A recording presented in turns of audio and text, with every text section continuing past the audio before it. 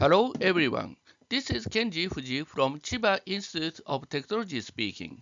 This time I would like to make a presentation entitled Accuracy of Predicted Response of an RC Buildings with Damper Columns under Pulsive Input.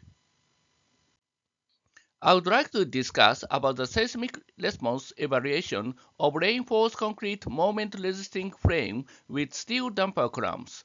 For this purpose, the peak response and the cumulative response are the essential parameters. That is, for the plastic hinge at beam end, the evaluation of peak deformation is needed, while for the damper panel, the evaluation of peak deformation and cumulative strain energy are needed. For this purpose, we have proposed a simplified prediction procedure. In case of pulse-like ground motion, it is widely recognized that the ratio of the pulse period to the fundamental period of a structure is a key parameter. So a following question arises. What is the criterion for the applicability of the current procedure in case of pulse-like ground motion? In this procedure, the accuracy of the current procedure is investigated considering pulse-like ground motion. Here, a mathematical velocity pulse model presented by Mavroidis and Papageorgiou is used. First, I would like to explain the concept of the prediction procedure. In this procedure, two of the energy-related seismic intensity parameters are used. That is, the momentary input energy, which is related to the peak response, and the cumulative input energy, which is related to the cumulative response. For the convenience, the equivalent velocity of each parameter is defined as shown here. Next, I would like to explain how to predict the responses. The seismic demand of overall building is predicted using the equivalent single degree of freedom model. The peak equivalent displacement is predicted using the V delta E spectrum, while the cumulative input energy is predicted using the VI spectrum. Then, the local seismic demand is predicted using the frame model, the peak drift, plastic rotation, and the cumulative strain energy are predicted from the pushover analysis results. What I'm showing to you here is a building model using in this study. It is a 16-story reinforced concrete moment-resisting frame with steel damper columns used in the previous study. In this analysis, this frame is modeled as a planar frame model. The input ground motions were scaled so that the predicted peak equivalent displacement reaches a predetermined value, that is 1/75th of the equivalent height H1 star. In this study, the velocity pulse model proposed by Mavroidis and Papageorgiou is used. Here shows the normalized acceleration time history and energy spectra.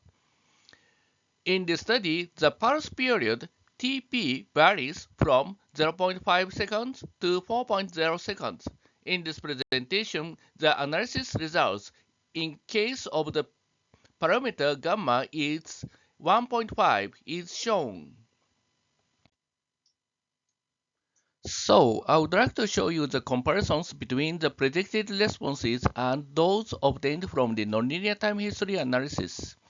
First, this figure shows the accuracy of the predicted equivalent velocity of the maximum momentary input energy of the first model response V delta E1 star. This horizontal line indicates the predicted V delta E1 star for all cases. The predicted V delta E1 star agrees well with that obtained from the nonlinear time history analysis results when the Tp is between 1.0 seconds to 2.9 seconds. However, the predicted V delta E1 star overestimates that from the nonlinear time history analysis results when Tp is smaller than 1.0 seconds and larger than 2.9 seconds. Next, this figure shows the accuracy of the predicted equivalent velocity of the cumulative input energy of the first modal response Vi1 star. The predicted value agrees well with the ratio when the ratio Tp over T1 effective is in the range from 0.55 and 1.12. However, the predicted Vi1 star underestimates the nonlinear time history analysis results when the ratio Tp over T1 effective is less than 0.55, while the predicted Vi1 star overestimates the nonlinear time history analysis results when the ratio Tp over T1 effective is larger than 1.12. These figures compare the predicted peak story drift and that obtained from the nonlinear time history analysis results. The predicted value agrees well when the ratio Tp over T1 effective is in the range from 0.55 and 1.12. However, the predicted peak story drift underestimates the nonlinear time history analysis results when the ratio Tp over T1 effective is less than 0.55. This is due to the effect of the higher modes. While the predicted peak story drift overestimates the nonlinear time history analysis results when the ratio Tp over T1 effective is larger than 1.12. In the study, the accuracy of the current procedure is investigated considering pulse-like ground motion using the mathematical velocity pulse model by Mavroidis and Papageorgiou. The result shows that the accuracy of the current procedure is satisfactory when the ratio Tp over T1 effective is within the certain range.